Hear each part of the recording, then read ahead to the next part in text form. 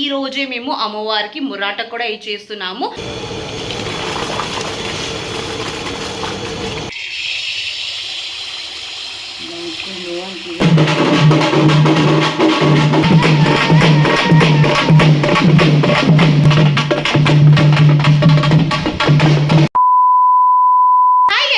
Good afternoon and welcome back to my channel. At present ఇప్పుడు మా ఊర్లో అమ్మవారి పూజలు జరుగుతున్నాయి. ఈ రోజు వచ్చేసి 5th డే అండ్ ఈ రోజు మా అన్నయ్య అమ్మవారికి నైవేద్యం ఇవ్వబోతున్నాడు. దాంతోపాటు పనిలో పని ఈ రోజే మేము అమ్మవారికి మురాట కూడా ఇచ్చేస్తున్నాము.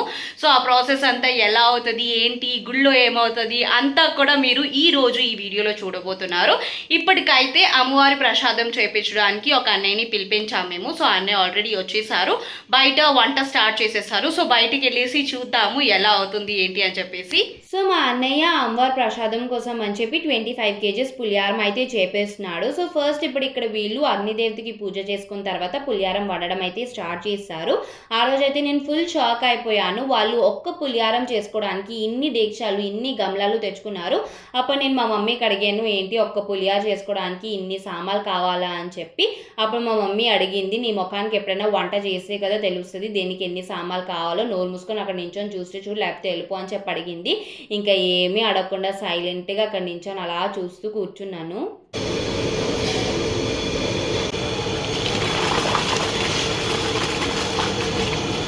యాక్చువల్గా మా అన్నయ్య బర్త్డే రోజున ఇలా అమ్మవారికి ప్రసాదం ఇవ్వాలి అని చెప్పి చాలా గట్టిగా అనుకున్నాడు. కానీ అది కుదరలేదు డ్యూ టు ఎలక్షన్స్ వల్ల అమ్మవారి పూజలు డేట్స్ చేంజ్ అయిపోయాయి కదా. ఇంకా డేట్స్ చేంజ్ అయితే ఏంటి, మంత్స్ చేంజ్ అయితే ఏంటి, ఎట్ ది ఎండ్ మనం ఇవ్వాలనుకున్న టైం అమ్మవారి పూజలు సో ఇప్పుడు జరుగుతున్నాయి కాబట్టి ఇప్పుడే ఇచ్చేద్దాము అని చెప్పి ఇంకా ఫిక్స్ అయ్యి ఆ రోజు మేము అమ్మవారికి ప్రసాదం వండిపించడం అయితే స్టార్ట్ చేసేసాము. దీనికి కూడా ఒక బ్యాక్ సైడ్ స్టోరీ ఉంది. ఏంటి అంటే అమ్మవారి పూజ లాస్ట్ డే ఆఫ్టర్నూన్ 12 o'clockకి కుంభం పూజ జరుగుతుంది కదా. సో అలా కుంభం పూజ జరిగిన టైంలోని మా అన్నయ్య అమ్మవారికి ఏంటంటారు అన్నం మోస్తారు కదా. సో అలా అన్నం మోసాడు అనమాట. సో అప్పుడు బై మిస్టేక్ మా అన్నయ్య అంటే బుర్ర మీద నుంచి బుట్ట జారిపోయి అన్నం కింద పడిపోయింది.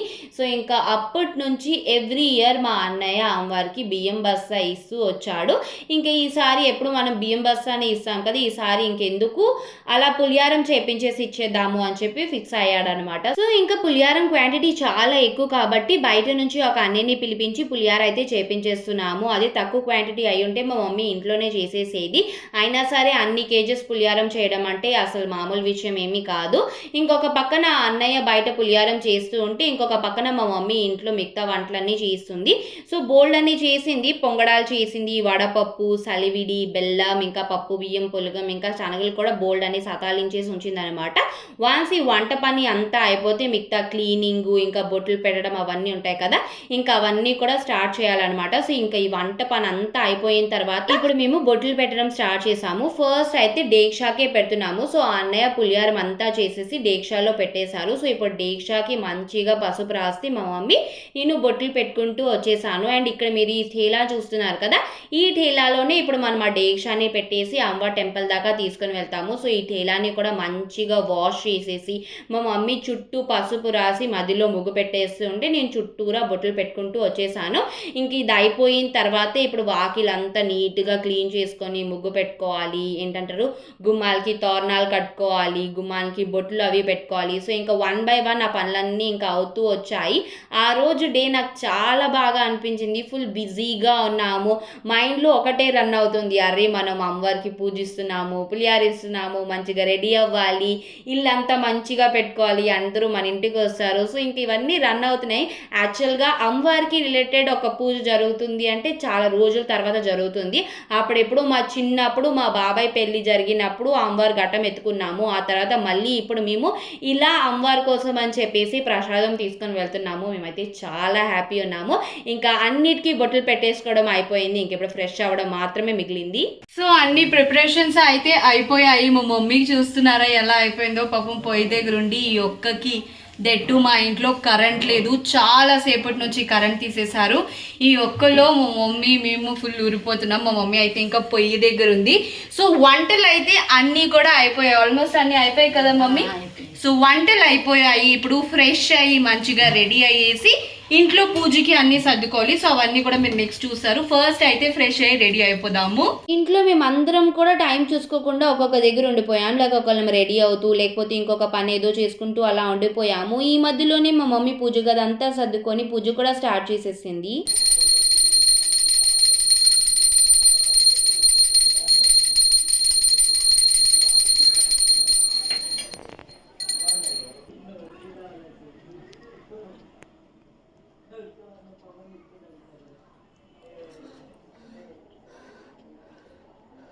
అసలు ఏది కూడా చూసుకోలేదు. రెడీ అవుతున్నాను అని చెప్పి లాన్ రూమ్‌లో ఉండిపోయాను. ఈ లోపల సౌండ్ వినిపించి వచ్చాను. అసలు ఎప్పుడు పూజ అయిపోయిందో తెలీదు. ఎప్పుడు అమ్మవారు వచ్చారో కూడా తెలీదు. అమ్మవారు వచ్చిన వెంటనే ఇంకా అక్కని పిలిపించి అక్క బుర్ర మీద ముర్రాట పెట్టి బయలుదేరమని కూడా చెప్పేశారు. అన్నీ కూడా చాలా క్విక్‌గా, ఫాస్ట్‌గా జరిగిపోయాయి. కానీ జరిగింది ప్రతి ఒక్కటి కూడా మా అందరి మంచికే జరిగింది.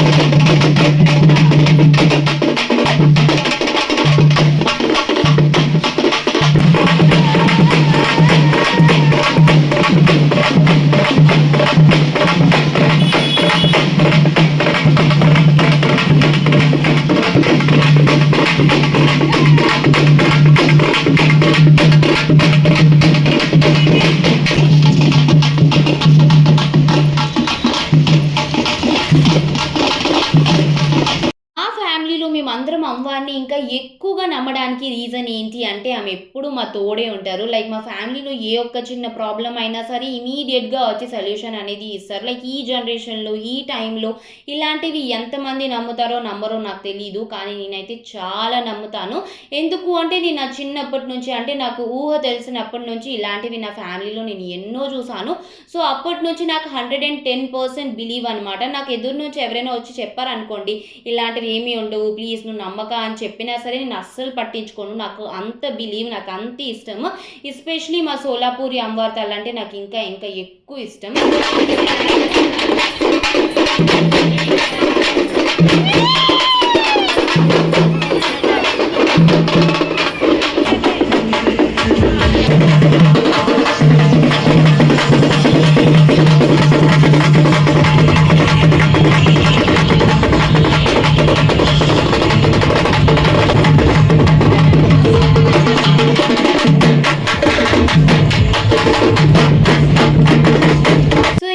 చుట్టూ 3 టైమ్స్ తిరిగేసి గుడి లోపలికైతే వచ్చేసాము. గుడి లోపలికి వచ్చిన తర్వాత కూడా పూజ ఎప్పుడు అయిపోయిందో నాకు తెలియలేదు. యాక్చువల్‌గా ఆ రోజు మా మమ్మీ మీదకి, మా పిన్ని మీదకి ఇంకా అలానే మా అక్క మీదకి కూడా అమ్మవారు వచ్చారు. సో ఇంకా మా అక్కని హ్యాండిల్ చేసినప్పటికే నా డే అంతా అయిపోయింది. ఇన్ని ఇయర్స్‌లో ఎప్పుడూ కూడా మా అక్క మీదకి అమ్మవారు రాలేదు. ఆ రోజే ఫస్ట్ టైం వచ్చారు. ఇంకా మా అక్క అయితే ఫుల్ బ్లెస్డ్ అనమాట. ఇంకా గుడిలోన పూజ అయిపోయిన తర్వాత ఇప్పుడు మా ఫ్యామిలీ అందరం గుడి బయటకు వచ్చి మురాట వేసుకొని దండం అయితే పెట్టేసుకుంటున్నాము. ఈ లోపల అక్కడ మా అన్నయ్య ఫ్రెండ్స్ వాళ్ళందరూ కూడా గుడి బయట ఎంతమంది అయితే ఉన్నారో వాళ్ళందరికీ కూడా ప్రసాదం అయితే డిస్ట్రిబ్యూట్ చేసేస్తున్నారు. ఇంకా అంతసేపు మేము ఉండలేదు, మేము ఇంటికి వచ్చేసాము. ఇవన్నిట్లో ఏవి కూడా మేము ప్లాన్ చేసుకోలేదు. మేము ప్లాన్ చేసుకుంది ఒకటే, అమ్మవారికి ప్రసాదం ఇవ్వడము. ఇంకా ప్రసాదం ఇస్తున్నాం కదా, ప్రసాదంతో పాటు పూజ కూడా ఇచ్చేద్దాం. పూజ ఇస్తున్నాం కదా, పూజతో పాటు ముర్రాట కూడా ఇచ్చేస్తున్నాము. ఆబ్వియస్గా ముర్రాట ఇస్తున్నాము అంటే డప్పులు కంపల్సరీగా ఉండాల్సింది. సో ఇంకా అప్పటికప్పటికి డప్పులు వాళ్ళని కూడా పిలిపించేసుకున్నాము. ఇవేవి కూడా అసలు ప్లాన్ చేసుకోలేదు. అనుకోలేదు, అన్నీ కూడా అన్ఎక్స్పెక్టెడ్గా జరిగాయి. ఇవన్నీ జరిగిన తర్వాత లాస్ట్న అనిపించింది మేబీ ఇవన్నీ అమ్మవారే మన చేత చేయించుకున్నారేమో అని చెప్పి. ఇంట్లో అమ్మవారికి ముర్రాట ఇంకా నైవేద్యం ఇచ్చేసి వచ్చేసాము, పూజ కూడా అయిపోయింది. అప్పుడు మేము అమ్మవారికి సమంగా చూడలేదు, సో అందుకని చెప్పేసి ఇంటికి వచ్చి చేంజ్ చేసుకొని మళ్ళీ వెళ్తున్నాము. సో డాడీ అయితే తీసుకొని వెళ్తున్నారు, డాడీ నేను పింకీ ఇంకా అక్క వెళ్తున్నాము. లైట్ లేదు ఇక్కడ సరిగా, మందిరంకి వెళ్ళేసి అమ్మవారిని చూసేద్దాం. సో ఇదే మా ఓవర్ సెటిల్మెంట్ అమ్మవారి తల్లి గుడి. అంటే ఇక్కడి నుంచే శ్రీ సోలాపూరి అమ్మవారి తల్లి పూజలు అనేవి స్టార్ట్ అయ్యాయి. ఈ ఇయర్ 111th ఇయర్ పూజ అనమాట. అంటే మనకి ఇండిపెండెన్స్ రాకన్నా ముందు నుంచి ఈ పూజలు అనేవి జరుగుతున్నాయి. కాకపోతే మా ఖడగ్పూర్లో ఉండే వాళ్ళకి, ఖడగ్పూర్ చుట్టుపక్కల ఉండే వాళ్ళకి తప్ప ఈ పూజ గురించి పెద్దగా ఎవరికి తెలియదు. సో చిన్నగా మా అమ్మవారి పూజ గురించి చెప్తా. ఈమె మా గ్రామదేవి శ్రీ సోలాపూరి అమ్మవారి తల్లి. ప్రతి సంవత్సరం మే నుంచి జూలై ఆ టైం మధ్యలో అమ్మవారి పూజలు అనేవి జరుగుతాయి. ప్రతి ప్లేస్లో కూడా డిఫరెంట్ డేట్స్లో అమ్మవారిని తీసుకొని వచ్చేసి కూర్చోబెడతారు. ఇంకా అక్కడి నుంచి 10 రోజుల వరకు పూజలు అవుతాయి. ప్రతిరోజు కూడా అమ్మవారిని డిఫరెంట్గా అలంకరిస్తూ ఉంటారు. స్టేజ్ పర్ఫార్మెన్సెస్ అవుతాయి, డాన్స్ అవుతుంది, ఆర్కెస్ట్రా అవుతుంది, చిన్న పిల్లలు ఆడుకోవడానికి గేమ్స్ ఉంటాయి, మేళా ఉంటుంది, మనం మంచిగా షాపింగ్ చేయొచ్చు, ఇంకా ఇవి అవి అని చెప్పి చాలానే ఉంటాయి. ఇన్ షార్ట్ అమ్మవారి పూజలు జాతర అని అంటారు కదా, అలా అని అనుకోవచ్చు. సో ఇందులో మా ఊరు స్పెషాలిటీ ఏంటి అంటే అమ్మవారిని తయారు చేసే విధానం, అమ్మవారిని అలంకరించే విధానం ఎలా అయితే మా ఊర్లో చేస్తారో అలా ఇంకెక్కడా కూడా చేయరు. అదే మా ఊరు స్పెషాలిటీ అనమాట. సో ఈ అమ్మవారి పూజలు జరిగే 10 రోజులు మా రూటీన్ ఏంటి అంటే రోజు సాయంత్రం చక్కగా రెడీ అయ్యి అమ్మవారి మందిరంకి వెళ్ళి అమ్మవారి దర్శనం చేసుకొని అక్కడ ఏమేం పెట్టారు మంచిగా షాపింగ్ చేసుకొని, స్ట్రీట్ ఫుడ్ తిని, గేమ్స్ ఏవైనా ఉంటే అవి మంచిగా ఆడుకొని, అక్కడ ఏమైనా ప్రోగ్రామ్ అయితే అవన్నీ చూసుకొని మళ్ళీ చక్కగా రాత్రికి 10కో 12కో ఇంటికి రావడం అనమాట. సో ఇప్పుడు కూడా మేము అదే చేస్తున్నాము. పూజ అది అంతా చేసిన తర్వాత లాస్ట్న ఇంకా టెంపుల్కి వచ్చి అమ్మవారి దర్శనం చేసేసుకున్న తర్వాత కొంతసేపు ప్రోగ్రామ్ చూసాము. అది చూసేసిన తర్వాత ఇప్పుడు మేళాలోకి వచ్చామన్నమాట. ఇక్కడ మంచిగా గేమ్స్ ఉంటాయి, చిన్న నుంచి పెద్దోళ్ళ వరకు అందరికీ గేమ్స్ ఉంటాయి. మనం మంచిగా వచ్చేసి మనకు కావాల్సిన గేమ్స్ అన్నీ మనం ఆడుకోవచ్చు. ఇక్కడ ప్రెసెంట్ ఇప్పుడు మా అక్క ఆడుతుంది, ఏమంటారు బెలూన్ గేమ్ ఉంటుంది కదా, బెలూన్ షూట్ చేయాలి. మన ఎదురుగా బోల్డ్ అన్ని బెలూన్స్ ఉంటాయి, అవి మనం గన్తో షూట్ చేయాలి. 20 రూపీస్కి 6 ఎన్నో ఏంటంటారు బుల్లెట్స్ ఇస్తారనమాట. సో ఇలాంటివి ఇంకా బోల్డ్ ఉంటాయి. సో అవన్నీ వచ్చేసి ఇప్పుడు మేము ఎక్స్ప్లోర్ చేస్తున్నాము. లాస్ట్న ఆకలి వేసి ఇంక ఇక్కడ గోల్గప్ప తింటున్నాము. సో ఇంటికి వచ్చేసా. ఈరోజు మా డే చాలా హెక్టిక్ ఉండి, ప్లస్ చాలా స్పెషల్ ఉండింది. ఈరోజు జరిగిన దాంట్లో ప్రతి ఒక్కటి కూడా ఇక్కడ అలా దిగిపోయింది, అసలు ఏది కూడా డిలీట్ అవ్వదు. కాకపోతే ఈరోజు జరిగిన ప్రతి ఒక్కటి కూడా మా అందరూ మంచిగా జరిగిందని నేను చాలా గట్టిగా నమ్ముతున్నాను. హోప్ మీ అందరికీ ఈ వీడియో నచ్చింది అనుకుంటున్నాను. ఇన్ కేస్ నచ్చితే please do like, share and subscribe to my channel. మళ్ళీ నెక్స్ట్ వీడియోలో కలుసుకుందాం. మాటలు టేక్ కేర్, బాయ్.